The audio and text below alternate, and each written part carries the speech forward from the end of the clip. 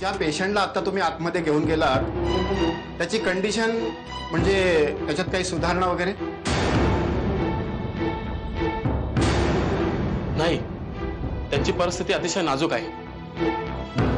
आम्ही आमच्या परीने पूर्ण प्रयत्न करतोय, पण पण पण काय डॉक्टर काही सांगता येत नाही. आता एखादा चमत्कारात त्यांचा जीव वाचू शकतो. मला माहिती मी चुकले, मला माफ करा.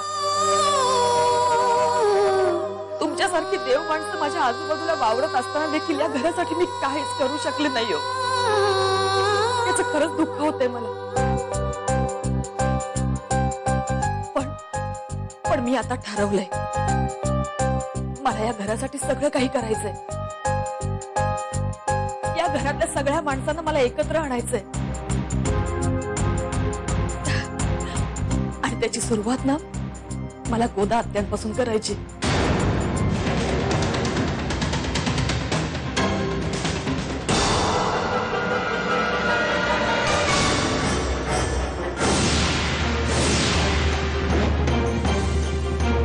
डॉक्टर काय झालं पेशंटचं? ऑपरेशन झालंय. 3 तासात त्यांना शुद्ध आली, त्यांचा धोका टळू शकतो. नाहीतर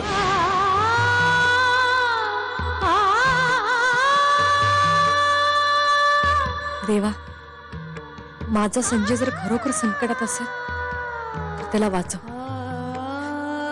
प्लीज वाचव.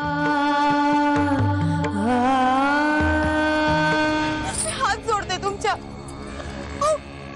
असं का करताय तुम्ही? सोडा मला भाऊजी.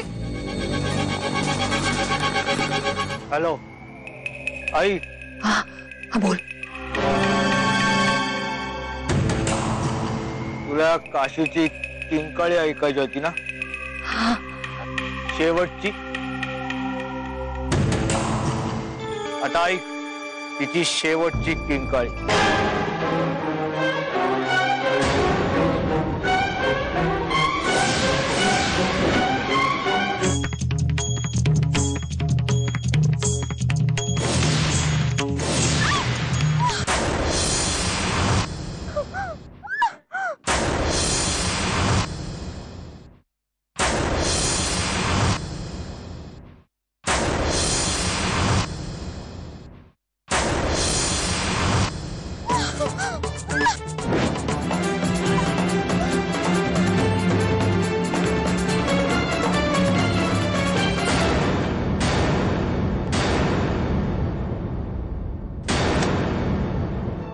मला माफ करा.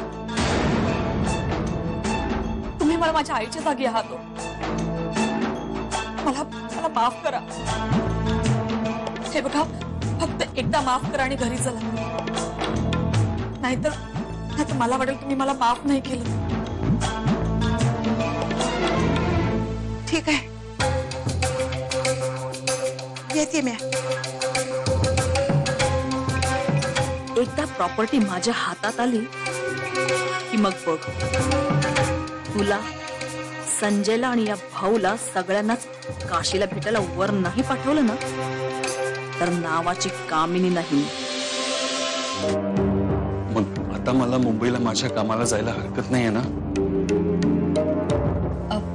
हो, तुम्ही जाऊ शकता. गोदा ते आता माझ्या सोबत आहेत ना, मला कसलीच काळजी नाही. ठीक आहे, मी लगेच निघतो. बरं, येतो.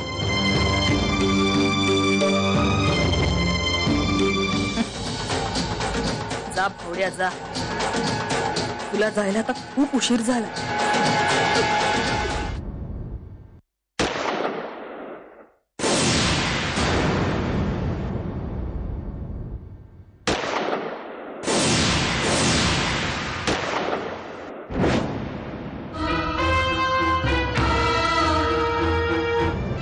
गाडीत पोतं घेऊन ये. तिला त्या पोत्यात भर.